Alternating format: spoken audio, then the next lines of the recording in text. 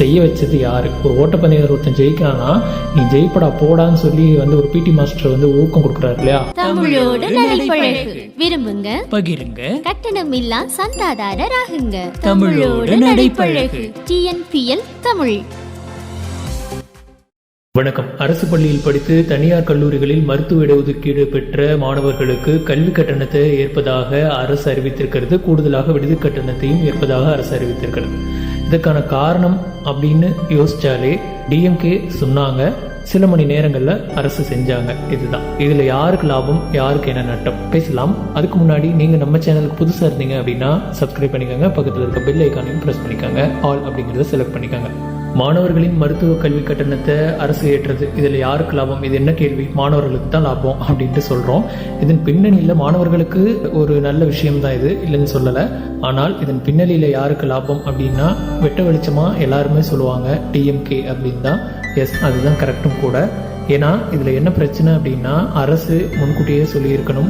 ஏற்கனவே DMK தரப்பில் என்ன சொல்கிறாங்க அப்படின்னா, ஒவ்வொரு ஆலோசனைகளும் மற்ற கட்சிகளும் சரி DMKவும் சரி சொன்ன பிறகு தான் அரசு அதை செய்கிறாங்க. அதே போல் முன் யோசனை இல்லாமல் சில மட்டமான போலியான அறிக்கைகளை முன்கூட்டியே கொடுத்துட்டு அதை வாபஸ் வாங்குறாங்க அப்படின்ட்டு ஏற்கனவே ஒரு குற்றச்சாட்டு இருந்தது. அதை மெய்ப்பிக்கும் வகையில் தான் ஒவ்வொரு நிகழ்வும் நடந்து கொண்டிருக்கு அப்படிங்கிறதுக்கு இதுவும் ஒரு உதாரணம்.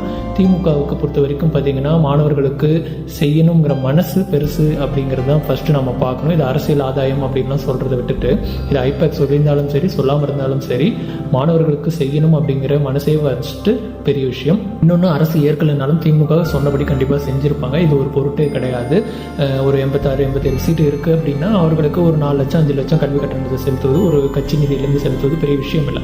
ஆனால் அதை சொல்கிறதுக்கு மனசு வரணும். சொல்லிட்டாங்க. சில மணி நேரங்களில் அரசு தாங்களே ஏற்பதாக அறிவிப்பு கொடுத்துட்டாங்க. இதுலேருந்து என்ன தெரியுது அப்படின்னா, ஒவ்வொரு விஷயமே, அதாவது பள்ளிகள் திறப்பிலிருந்து கொரோனா காலத்திலிருந்து கொஞ்சம் கவனிச்சுட்டு இருந்தீங்கன்னா தெரியும், ஒவ்வொரு விஷயமே வேற யாராவது சொன்ன பிறகுதான் அரசு அதில் முனைப்பு செலுத்துறாங்க. அரசுக்கு சரியாக ஆலோசனை இல்லையோ அப்படின்ட்டு கூட ஒரு சிலர் நீங்க நினைக்கலாம். எது எப்படியோ இதுல ஒரு முழுக்க அரசியல் ஆதாயம்னு சொல்றதை விட இந்த விஷயத்தை பொறுத்த வரைக்கும் மாணவர்களுக்கு லாபம். அதை தாண்டி DMKவுக்கு ஒரு பெரிய ஒரு பிளஸ் தான். என்னதான் அரசு தொகை தான் மாணவர்களுக்கு சென்றாலும் செய்ய வச்சது யாரு? ஒரு ஓட்டப்பந்தயத்தில் ஒருத்தன் ஜெயிக்கிறானா, நீ ஜெயிப்படா போடான்னு சொல்லி ஒரு பிடி மாஸ்டர் ஊக்கம் கொடுக்குறாரு இல்லையா? அவருக்கு தான் அந்த பெருமை. அந்த மாதிரி தான் இதுவும். தொடர்ந்து பல அரசியல் தகவல்கள் மற்றும் பல சுவாரஸ்யமான அப்டேட்டுகளுக்கு நம்ம சேனலை தொடர்ந்து ஃபாலோ பண்ணுங்க. இந்த வீடியோ தொடர்பான கருத்துக்கள், இந்த விஷயம் தொடர்பான உங்க கருத்துக்களை கமெண்ட் பாக்ஸில் மறக்காம சொல்லுங்க. நன்றி, வணக்கம். TNPL தமிழ்.